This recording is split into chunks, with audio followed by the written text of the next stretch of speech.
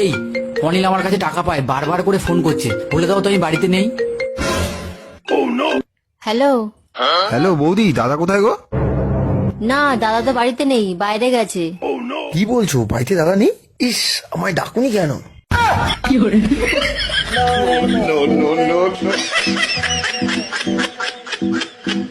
তোমাকে কোনোদিনও দেখি নাই, একবার দেখা করবে?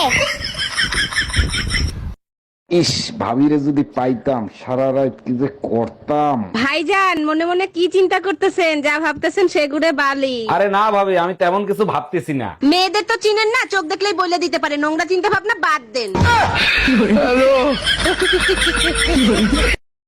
সব কাপড় চুপুর নোংরা, কার বালছেরো ঘরে বসে? একদিন কাপড় কাচিনি তার জন্য এত কথা, আজকেই বাপের বাড়ি চলে যাব। আরে যা, কে বারণ করছে তোরে? হ্যালো মা, তোমার জামাইয়ের সাথে ঝগড়া হয়েছে, 6 মাসের জন্য তোমাদের কাছে আসতেছি। অন্যায় করছে জামাই, সাজা দিবি জামাই রে, আমাদের দিবি কেন? তোমারে বিয়ে করে কোনো সুখ পাইলাম না আমি। কি দিছো আমারে তুমি? পুরুষের ঘাড় মেয়েদের জন্যই তৈরি হয়েছে, ওখানেই সব সুখ পাওয়া যায়। কোন গাধা বলছে পুরুষের ঘরে মাথা রাখলে সব সুখ পাওয়া যায়? শুধু কি মাথা রাখো, মাঝে মাঝে পাও তো রাখো, তখন সুখ পাও না?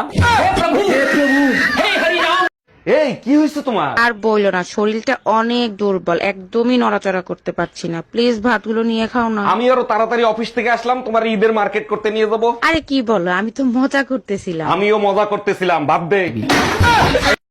এই যে আপু, আপনার নাম্বারটা দেওয়া যাবে? ফোন নাম্বারটা নেবেন? ও মা, দেব না কেন, অবশ্যই দেব। লিখে নেন 0192, বোকার মধ্যে পটেটো, লারবেন চারবেন খাইবেন, এই নাম্বারে।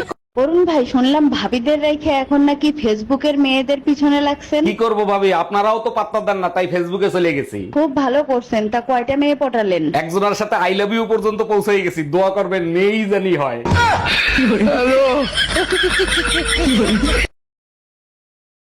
আচ্ছা ভাই, বলো তো, বৃষ্টির দিন বারবার বিদ্যুৎ চমকায় কেন? আরে এইটাই জানোস না, বৃষ্টি বারবার টস মেরা দেখে কোন জায়গায় শুকনা আছে।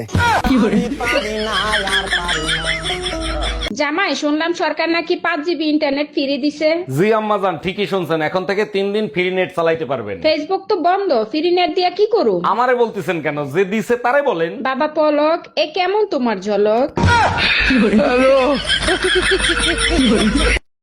ডাক্তার, আমারে যদি ভালো করতে পারেন তাহলে চিকিৎসা করেন, তা না হলে অন্য কোথাও যাব। আরে কি বলেন, আমি হলাম সেই ডাক্তার, এখনো গোরস্থানের পাশ দিয়ে গেলে লাশ উঠে সালাম দেয়। বলেন কি? তা সালাম দিয়ে কি জিজ্ঞেস করে?